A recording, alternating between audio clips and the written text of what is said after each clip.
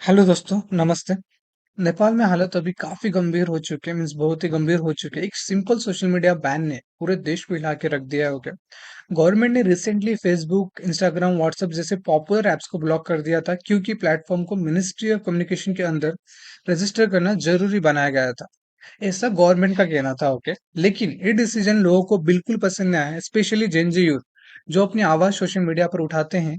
उनका गुस्सा सड़कों पर फूट पड़ा था। शुरू में ये जो प्रोटेस्ट है वो एकदम शांतिपूर्वक हो रहा था, तरीके से हुआ, लेकिन धीरे धीरे सिचुएशन वायलेंट बन गई। तो वहां की जो सिक्योरिटी फोर्सेस है उन्होंने क्राउड को कंट्रोल करने के लिए, अब सुनो, ओके, क्राउड को कंट्रोल करने के लिए टीयर गैस, वाटर कैनन्स और लाइव बुलेट्स तक यूज की। मीन्स आप सोच सकते हो 18 से 28 साल की एज के बीच के जो क्राउड है उनके ऊपर आप बुलेट्स तक यूज कर रहे हो। इवन काफी लोग, जो इमेजेस देखोगे आप, तो बुलेट्स लगे हैं काफी लोगों को। तो इस क्रैकडाउन की वजह से अब तक कम से कम 19 लोग अपनी जान गंवा चुके हैं। ओके, इस प्रोटेस्ट की वजह से, एंड काफी सारे लोग घायल है। पब्लिक का प्रेशर इतना ज्यादा बढ़ गया है कि prime minister KP Sharma Oli को रिजाइन करना पड़ा।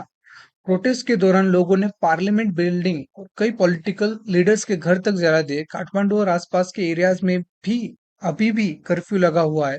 इंटरनेट रेस्ट्रिक्शन भी थी, लेकिन अब गवर्नमेंट ने सोशल मीडिया बैन वापस ले लिया है। एंड सरकार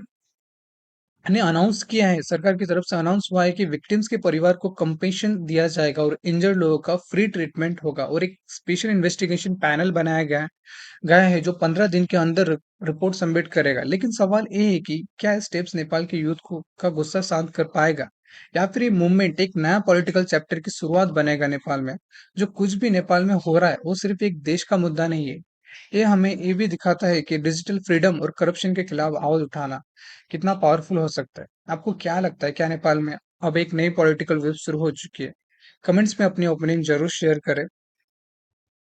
एंड ऑल्सो इसमें मैं थोड़ा सा इनसाइड में जाके आपको कुछ चीजें बताना चाहूंगा कि क्या हो रहा है। ये तो मैंने आपको बता दिया कि जैसे मैंने आपको कहा कि गवर्नमेंट का तो कहना था कि वो मिनिस्टर ऑफ कम्युनिकेशन के अंदर रजिस्टर नहीं हो रही, इसलिए उन्होंने बैन किया गया है। बट जो वहाँ की यूथ है उनका ये था कहना कि जो भी लाइक पॉलिटिशियंस है, उनके चिल्ड्रन से जो लाइफ जी रहे हैं, लाइक गवर्नमेंट पब्लिक का टैक्सेस लेके, एंड वो लोग जो लाइफ लेविस लाइफस्टाइल जी रहे, तो उन सारी चीजें जो वहाँ की यूथ है वो एक्सपोज कर रही थी सोशल मीडिया थ्रू।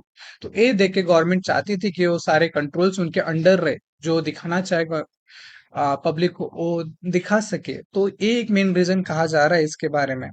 तो आप अपनी राय प्लीज कमेंट में बताइएगा। अगर आपको इंफॉर्मेशन इंफॉर्मेटिव लगी रहे तो मैं प्लीज इस चैनल को सब्सक्राइब कर दीजिएगा। ओके, ताकि मैं आपके लिए ऐसे न्यू अपडेट्स लाता रहूं। Thank you.